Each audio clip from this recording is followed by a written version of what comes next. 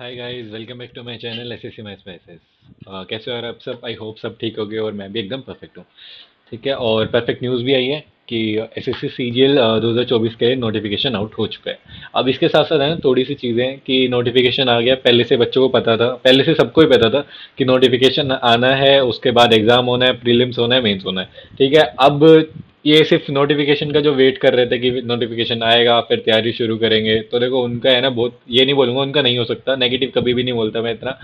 उनका होने को हो जाएगा उनका, लेकिन अब ये है कि अब से वो स्टार्ट करेंगे तो उन्हें एक्सट्रीमली ज़्यादा मेहनत करनी पड़ेगी। ठीक है, जो पहले से स्टार्ट करते पहले से प्रिपरेशन करते हुए आ रहे हैं, कंसिस्टेंट है जो पहले से, तो उनके लिए इजी पड़ जाएगा अब, और उनके लिए सब कुछ स्मूथली नजर आएगा उन्हें कि उनके पास इनफ टाइम है रिवाइज करने का भी, और सारा सिलेबस जिनका हो चुका है, तो उनके लिए एकदम परफेक्ट चीज़, परफेक्ट टाइम आ चुका है अब कि ढंग से रिवाइज करो, थोड़ा सा ज़्यादा टाइम देना शुरू कर दो।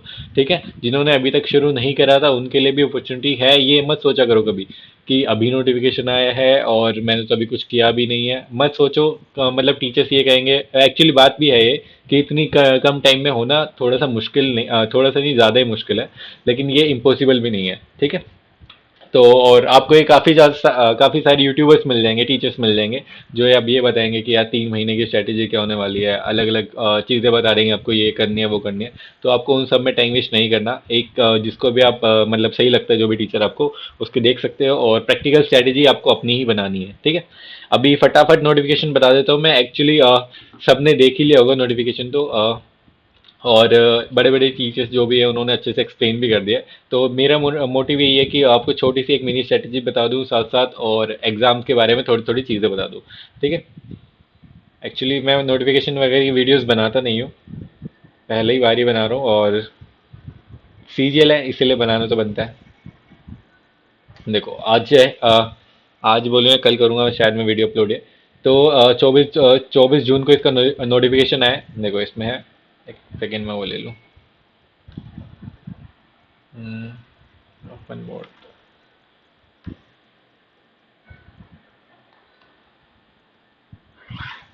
हम्म, ठीक है। देखो 24 जून को इसका नोटिफिकेशन आया है, और लास्ट डेट ऑफ टाइम इसकी ऑनलाइन एप्लीकेशन की लास्ट डेट कब है? 24 जुलाई। एक महीना मिल रहा है आपको, इनफ टाइम है। एक महीने का वेट मत करना, फिर से कह रहा हूँ कि अभी एक हफ्ते रुक जाओ, एक हफ्ते, या तो अगर आप जिनको इन्फॉर्मेशन नहीं है, जो पहले से भरते हुए आ रहे हैं, तो उनके लिए है कि एक दो दिन में अगर आपको भरना है तो एक दिन में भी भर सकते हो, वरना एक वीक लो आराम से और भर दो उसे। ठीक है, जिनको इन्फॉर्मेशन नहीं है पहले इन्फॉर्मेशन गैदर करो और फिर उसके बाद भरो, गलती मत करो फॉर्म में। हर बार इतने बच्चे पहले ही रिजेक्ट हो जाते हैं, उनके लिए इतना बुरा लगता है। और इसमें फोटोज वगैरह अपलोड जैसे करनी होती है कि आपके कान दिखने चाहिए, चश्मा नहीं होनी चाहिए, ये एकदम ध्यान से देखो उसे। ठीक है, और बस एक महीना आपको मिल रहा है, एक महीना यार इनफ होता है फॉर्म भरने के लिए और तैयारी करने के लिए भी, रिवीजन करने के लिए। ठीक है, last date and time for making online fee payment, उसके एक दिन एक्स्ट्रा दिए, वरना 2 दिन एक्स्ट्रा देते हैं हमेशा। और dates of window form correction, जो फॉर्म करेक्शन की डेट है कि अगर गलती हो जाती है आपकी, और ये फॉर्म करेक्शन में भी है, इसमें कुछ पर्टिकुलर चीज़ें होती हैं, नहीं सारी करेक्शन करेक्ट हो जाएंगी, इसमें कुछ पर्टिकुलर चीज़ें होती हैं वो आगे नोटिफिकेशन में देखनी पड़ेंगी, और मतलब मेन मेन चीज़ें आपकी करेक्ट हो जाएंगी इसमें। ठीक है, और नीचे कर लेता हूँ ऐसे। ठीक है, और इसके अलावा एग्ज़ाम कब होने वाला है? देखो सितंबर अक्टूबर में दिया हुआ एग्जाम, तो आपका ये नहीं सोच के चलना है कि अक्टूबर में ही होगा। अब काफ़ी बच्चे सोच के चलेंगे अक्टूबर में होगा, अभी क्या चल रहा है, जून। जून खत्म हो गया, जुलाई है, अगस्त है, और सितंबर है। ठीक है, अब ये कब बच्चे ये मान के चलेंगे 3 महीने हैं उनके पास, 3 महीने नहीं है तुम्हारे पास।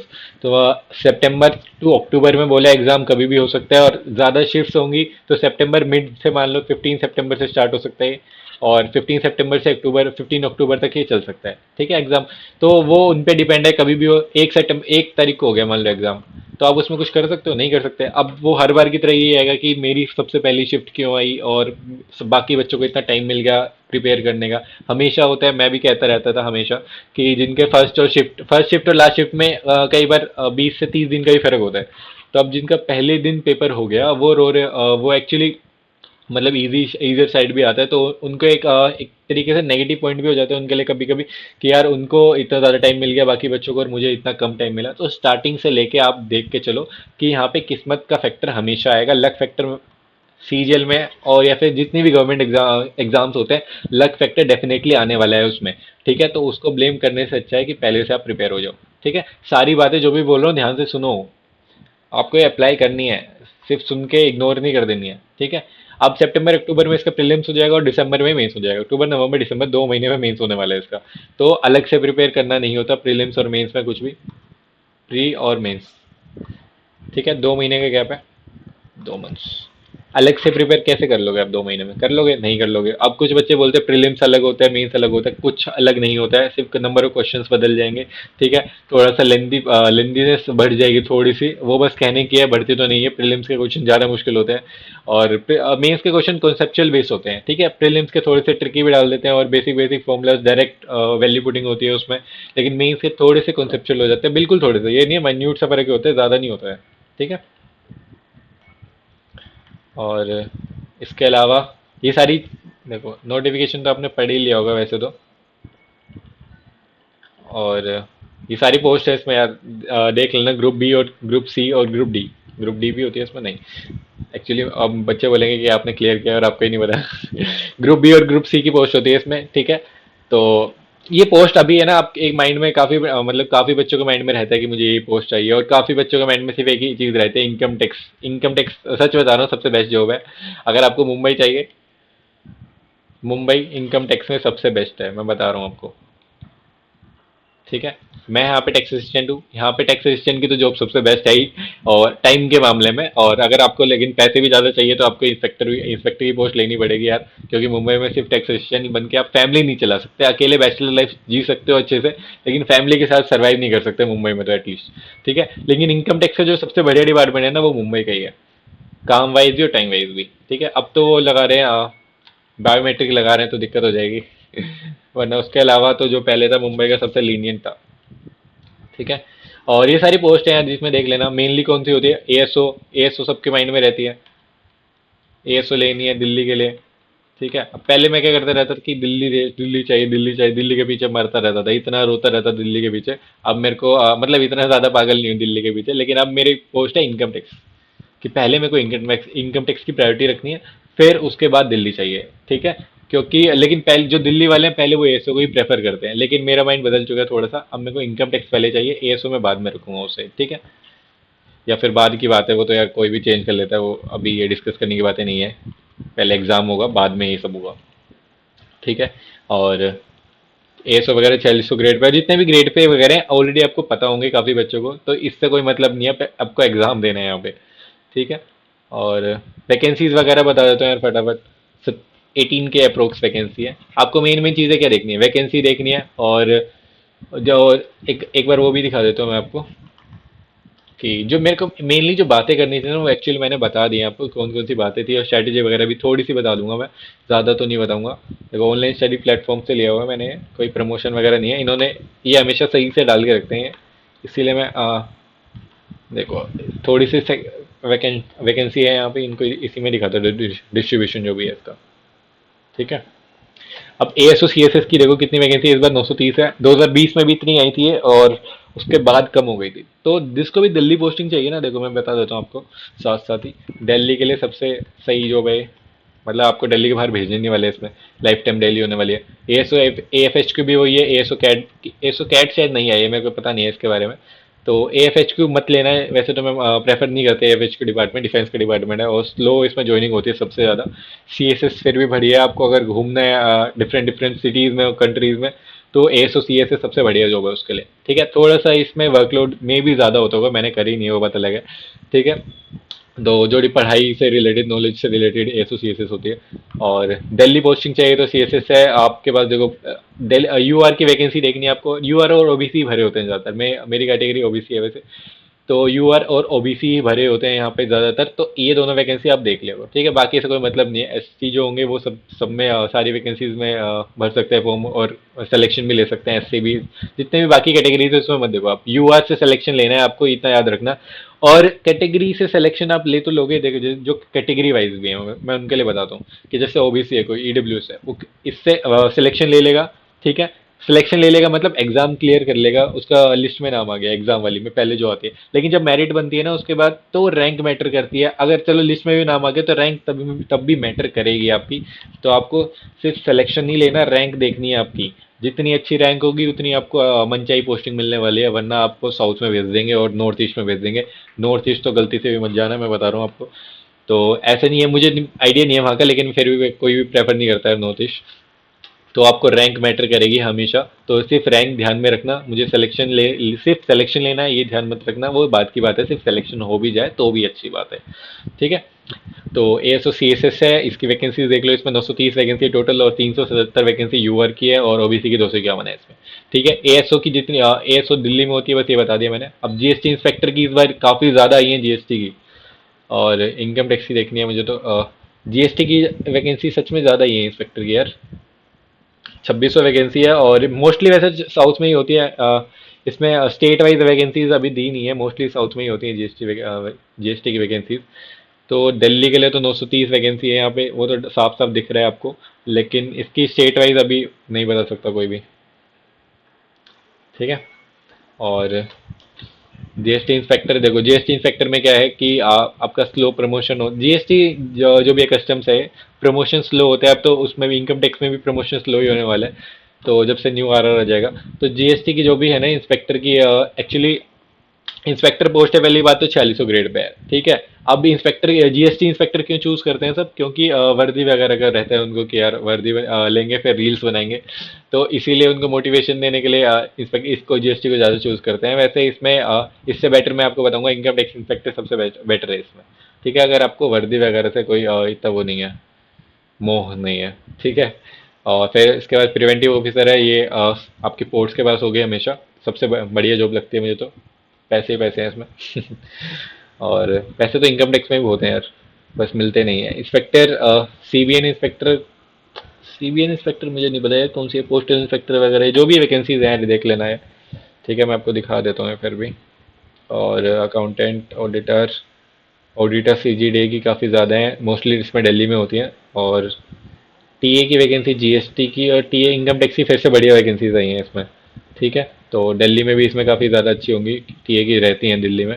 और यूडीसी वगैरह की जितनी भी है, पीएससी की भी ठीक ठाक वैकेंसी है। तो ओवरऑल अभी तो इन्होंने इतनी 16,000 वैकेंसीज दिखाई हैं एक्चुअली। ठीक है। ओवरऑल इन्होंने जो ये पहले का नोटिफिकेशन जो उन्होंने दी है, तो उन्होंने 18 के अप्रोक्स 17,000 अप्रोक्स करके कुछ वैकेंसी दी है। ठीक है, 18 के वैकेंसीज आप मान के चलो। तो अब मेन बात पे आते हैं, इसको बाकी सारे के साइड में। ठीक है, प्रीलिम्स वगैरह मेंस वगैरह सबको पता ही होगा वैसे, फिर भी याद दिखा देता हूँ आपको, काफ़ी बच्चे नहीं भी होंगे इसमें। मैं भी देख लूँ कहाँ है ये। या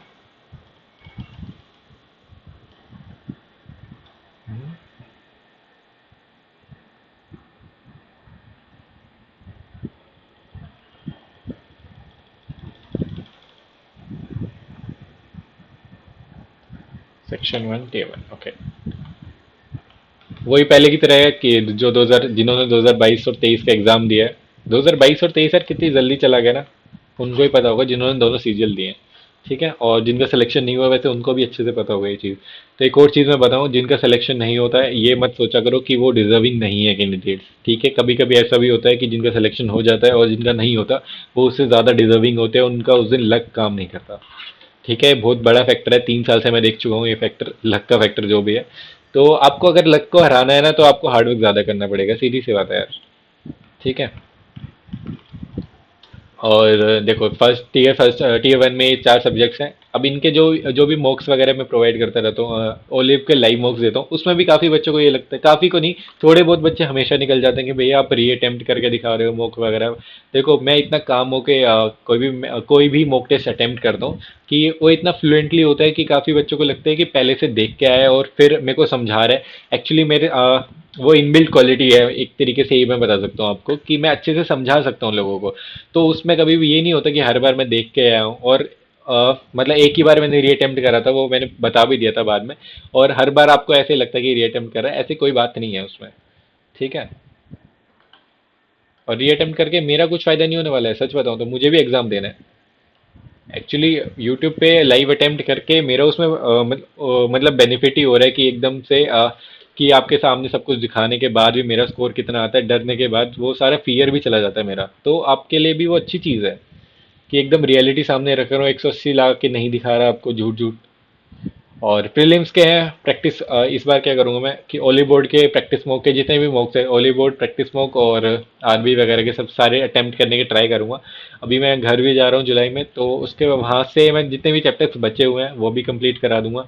ठीक है, ट्राई करूंगा, मैं कह सकता हूँ करा दूंगा, वो बात अलग है, ट्राई करूंगा वो सारे कंप्लीट करा दूं। एकदम से वापस से शेड्यूल बनाना पड़ेगा मुझे भी, क्योंकि घर जा रहा हूँ, घर पे टाइम मिल जाएगा मेरे को। ठीक है। और टीयर फर्स्ट में सबको पता है रीजनिंग है। देखो मैं साफ साफ बताता हूँ इसमें आपका टारगेट स्कोर क्या होना चाहिए, साफ साफ।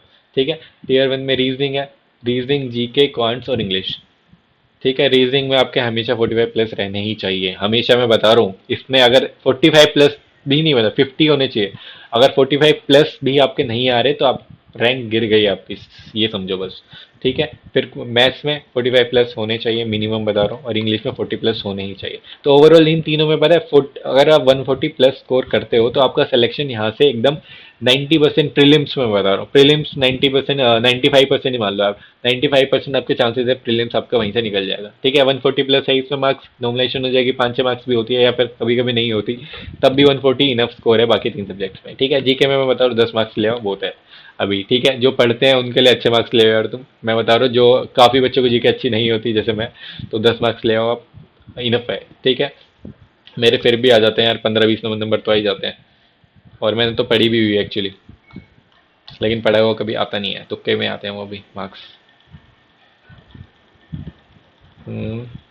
हम्म। फिर से गायब हो गया। अब देखो इसके बाद टायर टू मेन है। प्रीलिम्स में आपके जितने भी मार्क्स है कोई मतलब नहीं है, 200 में से 250 ले आओ फिर भी कोई मतलब नहीं है उसका। ठीक है। अब टीयर टू जो है ना, इसका इसके बेस पे आपको जॉब मिलने वाली है, सबसे बड़ी बात। तो आपको हमेशा से टीयर टू की प्रिपरेशन करनी है, अभी भी कर रहे हो ना आप, प्रिपेयर टीयर टू के लिए करो, पहले टीयर के लिए प्रिपेयर मत करो, कुछ भी अलग नहीं है, एग्जाम दो प्रीलिम्स का। ठीक है, एग्जाम देते रहो, सिलेबस जो भी है मेंस का वो करते रहो। मेंस के सिलेबस वैसे एक्चुअली मैं कहूँगा कि अभी जो इसके एडिशनल सब्जेक्ट्स, एडिशनल टॉपिक्स जो है ना मेंस के, वो मत करना, तो प्रीलिम्स पे ध्यान दो, सीधी सी बात है। ठीक है, क्योंकि फिर आप बोलोगे कि भैया कि आपने बोला था मेंस पे प्रिपेयर करो, उसका सिलेबस ज़्यादा है नॉल, तो उस बात को छोड़ दो अभी। ठीक है। तो टीयर वन का मैंने बता दिया, अभी मेंस का बताता हूँ आपको। और कितने दिन में क्या कर सकते हो यार, वो बात अलग है, वो मैं बताऊंगा आपको। थोड़ा सा आप बातें आगे पीछे हो रही होंगी, क्योंकि मैं पहले से प्लान करके नहीं आया कि ये सब क्या बताना है मुझे, क्या नहीं बताना था, इसीलिए वो थोड़ा सा मैनेज कर लेना। बातें जो भी बता रहा हूँ इंपॉर्टेंट है, सुनना ध्यान से। ठीक है। और पेपर वन, देखो टीयर टू जिन्होंने भी दिया हुआ है उनको तो पता ही होगा, पेपर वन होगा यहाँ पे 2 घंटे का, 1-1 घंटे का होगा ये। ठीक है, 1-1 घंटे के बीच में ब्रेक नहीं है, तो 2 घंटे पहले होगा, फिर 2 घंटे उसके बाद में होगा। ठीक है। सेक्शन टू होगा, सेक्शन वन और सेक्शन टू। ठीक है, सेक्शन वन में देखो क्या है कि मैथ्स, मैथ्स आएगी, रीजनिंग आएगी। अब इसमें कुछ बच्चे पहले मैथ्स कर लेते हैं, कुछ बच्चे पहले रीजनिंग कर लेते हैं, वो आप पे डिपेंड है क्या करना चाहिए आपको। लेकिन मैं बताऊं आपको, मेंस की रीजनिंग है ना थोड़ी सी लेंदी होती है। मेंस की जो मैथ्स आती है ना, डायरेक्ट आपको उसमें मैथ्स के 30 क्वेश्चन है, 30 में से आपको 20 क्वेश्चन आपको मिल जाएंगे। इस बार 2023 की मुश्किल आ गई थी, वो बात अलग है। लेकिन मैं आपको बताऊं, मैथ्स पहले अटेम्प्ट करना आप, 20 क्वेश्चन मैथ्स के फटाफट कर देना, और उसके बाद रीजनिंग पे जाना, 20 से 25 क्वेश्चन रीजनिंग के फटाफट कर देना। आपको 45 क्वेश्चन वहां से फटाफट निकाल लेने हैं, जो इजी क्वेश्चन है वो निकालने हैं, वरना आप जैसे 2023 में हुआ बच्चों के साथ कि मैथ्स के 20 क्वेश्चन ही कर पाए और इन्होंने इतना टाइम भी ले लिया, 20 क्वेश्चन से आगे बढ़ ही नहीं पाए वो। ठीक है, तो इसीलिए मैं कहता हूँ हमेशा इजियर वन पिक करते रहो।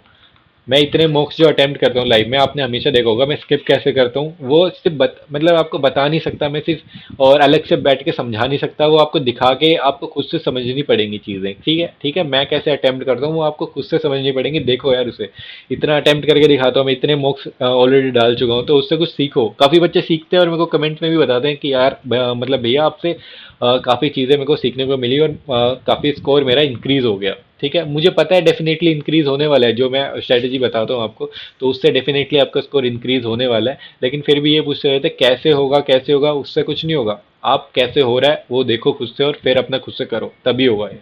ठीक है, कोई दूसरा आपको क्या बताता रहेगा उससे कोई मतलब नहीं है, वो थोड़े थोड़े टाइम के लिए काम आएगा, फिर आपको अप्लाई करना है उसे। ठीक है, प्रीलिम्स, सॉरी मेंस में पेपर वन है, पेपर वन में मैथ्स और रीजनिंग है, और पेपर टू में इंग्लिश और मैथ्स और रीजनिंग 180 मार्क्स की है, 60 60 क्वेश्चन है, 30 क्वेश्चन है, और इंग्लिश में 45 क्वेश्चन है, और जीके में कितने हैं, 20 क्वेश्चन है। नहीं, जीके में 20 नहीं आते, 25 आते हैं। हाँ, जीके में 25 क्वेश्चन है। ठीक है। अब मेरा जो स्कोर भी बता दो, मेरे कितने स्कोर थे। 304 रोज स्कोर था मेरा, 390 में से, जो 2022 वाले में। ठीक है। अब मेरा नॉर्मलाइज कितना हुआ था, 310 ही हुआ था नॉर्मलाइज। और एक चीज मैं और बताता हूँ यहाँ पे, लक फैक्टर में दिखाता हूँ आपको क्या था, कि एक बंदे के 298 मार्क्स है, एक के नहीं काफी बच्चों के 298 मार्क्स है, और उनके 320 मार्क्स भी होते हैं। ठीक है, तो इसको इंस्पेक्टर मिल गई थी और मेरे को टीए मिल गई। अब यहाँ पे फेयरनेस नहीं होती एग्जाम में, आप तो बाद में कंप्लेन नहीं कर सकते किसी को भी, मैं भी नहीं कर सकता था। और मेरे जैसे कि जितने भी टीएज है ना, मैं बताऊं आपको, टीएज बहुत ज़्यादा डिजर्विंग पोस्ट, मतलब डिजर्व करते हैं पोस्ट टीए में। जितने भी मोस्टली स्टूडेंट बता रहा हूँ मैं, कि जो मोस्टली स्टूडेंट जो एकदम अच्छे स्टूडेंट है ना, वो मोस्टली टीए बन के बैठे हैं मुंबई में, और वो भी मोस्टली दिल्ली के ही बैठे हैं यहाँ पे। तो वो सारे आप जितना भी आपके कंपटीशन है ना, मोस्टली टीए से होने वाले हैं, मैं बता रहा हूँ आपको।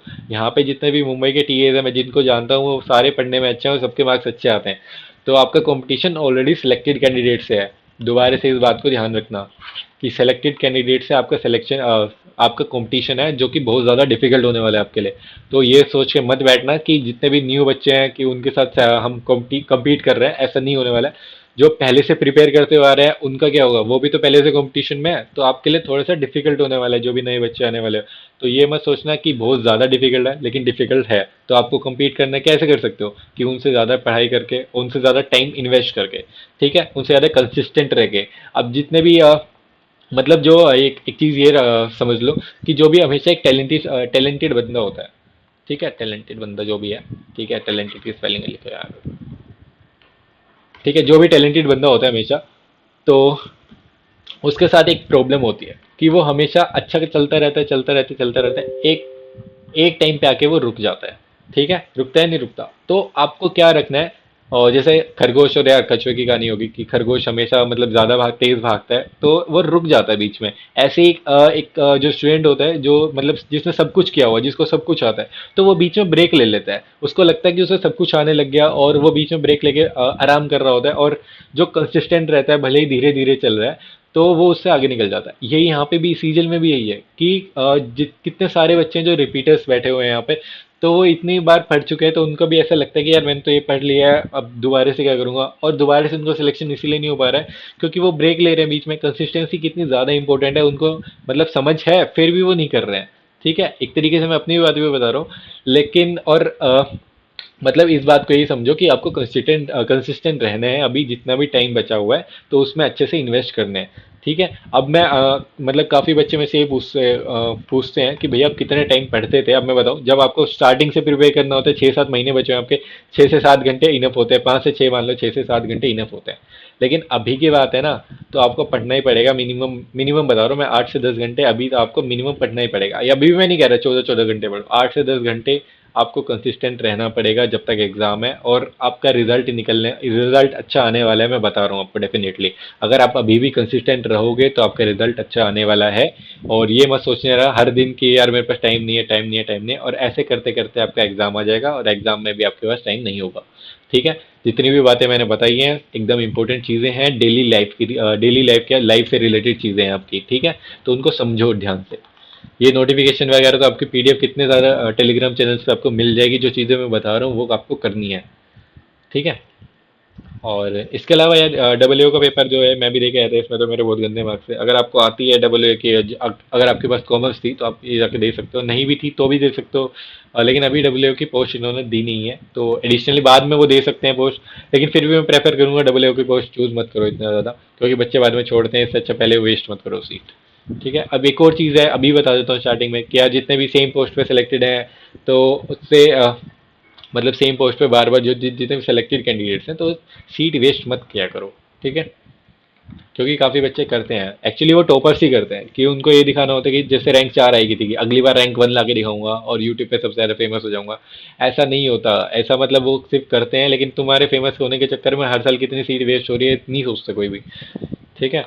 और जैसे मेरा सिलेक्शन हुआ यहाँ पे, अब बच्चे मुझे ब्लेम करते हैं कि भैया आप सीट वेस्ट करो। एक्चुअली मुझे तो सच में ज़रूरत है सीट की। और जितने भी टीएज वगैरह, जितने भी 2400 ग्रेड पे हैं, या फिर 2800 ग्रेड पे हैं, एक्चुअली उनको ज़रूरत है, वो इसीलिए एग्ज़ाम देते हैं बार बार।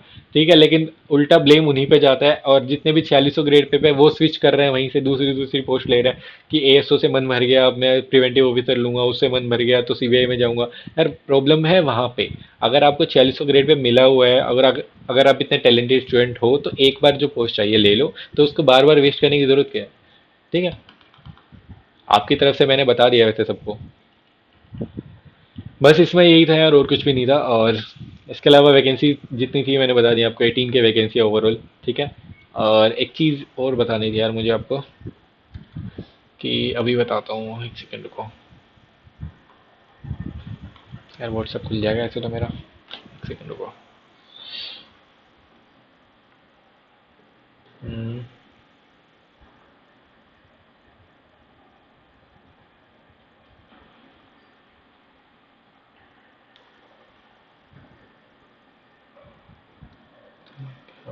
तो मिनट रुक जाओ बस।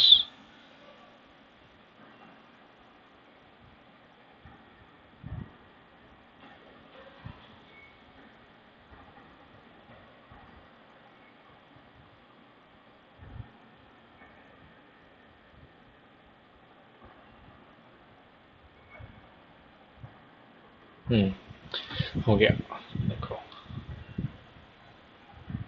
चलिए, ये मेरा भाई है। देखो, इसके अलावा थोड़ा सा पेड प्रमोशन कर देता हूँ प्रैक्टिस मॉक का। और एक्चुअली जितना भी जो भी मैं पेड प्रमोशन करता हूँ, एक्चुअली उसकी बात समझो, कि मैं कभी भी पहली बात तो ऐसा पेड प्रमोशन करता ही नहीं जिससे मतलब स्टूडेंट को कुछ भी नुकसान होने वाला है। प्रैक्टिस मॉक के मैंने खुद से मॉक्स अटेम्प्ट किए हैं, और फ्री मॉक टेस्ट ये प्रोवाइड करते हैं आपको। ठीक है, फ्री भी अटेम्प्ट मतलब प्रोवाइड करते हैं, इनकी एप्लीकेशन भी है, वहाँ से जाके पेड भी कर सकते हैं, और वो कि बहुत ज़्यादा नॉमिनल प्राइस पे है। तो वो मैं कह नहीं रहा हूँ आपको कि आपकी ज़्यादा वहाँ पे जाके पेड कोर्सेज ही लो इनके, या फिर पेड मॉक टेस्ट ही लो। मैं बस ये बता रहा हूँ आपको कि ये जितने भी मॉक्स कराते हैं, जो मैंने अटेम्प्ट करके भी दिखाए हुए हैं यूट्यूब पे, एकदम रिलेवेंट मॉक्स कराते हैं। मैंने खुद से दिए हुए हैं एग्जाम, मतलब इसके मॉक टेस्ट खुद से प्रोवाइड किए हुए हैं, वो जाके देख सकते हो आप। और अभी तक जो मुझे लगता है कि प्रैक्टिस मॉक जो लेवल बनाता है एकदम एग्जैक्टली बनाता है, और ये भी नहीं, इरेलीवेंट भी नहीं रखता है चीज़ें। ठीक है, इसके मॉक टेस्ट में आपके अगर 150 प्लस आ रहे हैं, तो वो समझ के चलो कि आपकी अच्छी प्रिपरेशन चल रही है। अब इसके अलावा एक फ्री मॉक टेस्ट प्रोवाइड करता है हर फ्राइडे को। ठीक है, हर फ्राइडे को ये फ्री एस एस सी सी जी एल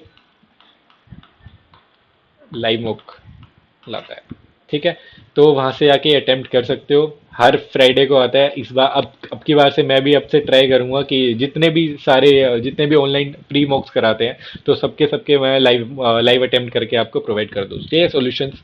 और इसके अलावा फ्री क्विज़ेस भी कराते हैं, और ये सारी चीज़ें लिखी हुई हैं कि attempt pre mock and know your all India rank. अब जितने भी, पहली बात तो इसमें जितने भी स्टूडेंट्स होते हैं ना, वो मोस्टली अच्छे स्टूडेंट होते हैं। तो अगर आपको अपनी ऑल इंडिया रैंक चेक करनी है, यहाँ से चेक कर सकते हो। ठीक है, इसके अलावा compare your score with the topper, और ये तो कर ही सकते हो। एक्चुअली इसमें जो टॉपर होगा उसको तो मैं जानता नहीं हूँ। गेट डिटेल एग्जाम एनालिसिस, इसके बाद जो भी आपको मॉक टेस्ट हो जाएगा, उसके बाद उसके आपको एनालिसिस भी प्रोवाइड कर देते हैं, और गेट डिटेल सॉल्यूशंस। ठीक है, इसके अलावा सॉल्यूशन मैं भी प्रोवाइड कर देता हूँ, तो वहाँ से भी जाके आप देख सकते हो। तो सिंपली प्रैक्टिस मॉक आपको अच्छे से मतलब फ्री मॉक प्रोवाइड करता है, फ्री क्विजेस कराता है वीकली बेसिस पे, तो वो जाके आप दे सकते हो। ठीक है, इनका लिंक मैं दे देता हूँ आपके, अभी आपको वहाँ से जाके दे देना। हम्म, ये रहा, ये रहा। ठीक है, इनकी साइट पे जाके मैं अपने उसमें पिन भी कर दूंगा इसमें, क्या बोलते हैं उसे, कुछ भी बोलते हैं, मैं अपने उसमें पिन कर दूंगा इनका जो भी लिंक है। यहाँ से आके आप रजिस्टर कर सकते हो इनके, और मॉक टेस्ट अटेम्प्ट कर सकते हो, बिल्कुल फ्री है। ठीक है, अगर आपको पेड भी लेना है तो आप ले सकते हो, उसमें मैं कुछ भी नहीं बोल रहा हूँ आपको, वो आपकी मर्जी है। ठीक है, जिन जो भी बच्चे अटेम्प्ट करते हैं वो खुद ही बता देंगे आपको कि ये रिलेवेंट है या नहीं है। और फिर मैंने तो बता ही दिया आपको कि मोस्ट रिलेवेंट जो मॉक्स बनाते हैं, टेक्स्ट बुक बनाता है। ठीक है, ओलिव बोर्ड भी बनाता है। ओलिव बोर्ड अभी गलत क्वेश्चंस भी डालने लगा है, और ये नहीं कहूंगा कि ओलिव बोर्ड मत दो, ओलिव बोर्ड लाइव मॉक दो, अटेम्प्ट करो, फ्री जो भी है। ठीक है, मैं हमेशा फ्री चीज़ें आपको बताता हूँ, और फ्री जो इसका है प्रैक्टिस मौका, ये भी जाके अटेम्प्ट करो। ठीक है, तो बाकी चीज़ें मैंने आपको समझा दी हैं कैसे करना है, तो वो जाके प्लीज़ सुनना और चीज़ें अप्लाई करना। जो भी स्ट्रैटेजी है वो मैं अलग से आपको बता दूंगा कि क्या स्ट्रैटेजी आपकी हो सकती है। वैसे तो सच बताऊँ, आपकी स्ट्रैटेजी इतनी ज़्यादा भरी, आपको स्ट्रैटेजी वीडियोज़ इतनी ज़्यादा मिल जाएंगी, तो उनसे इतना बेनिफिट नहीं होने वाला। फिर भी अगर मैं थोड़ी सी देख लूँगा उनकी, और फिर आपको उसका जो भी निचोड़ है मैं बता दूंगा आपको। ठीक है, जो मैं अप्लाई करने वाला हूँ अपने साथ। ठीक है, तो अभी आपसे मिलता हूँ नेक्स्ट वीडियो में। थैंक यू, और प्रिपेयर करते हुए यार, कंसिस्टेंट रहना है आपसे।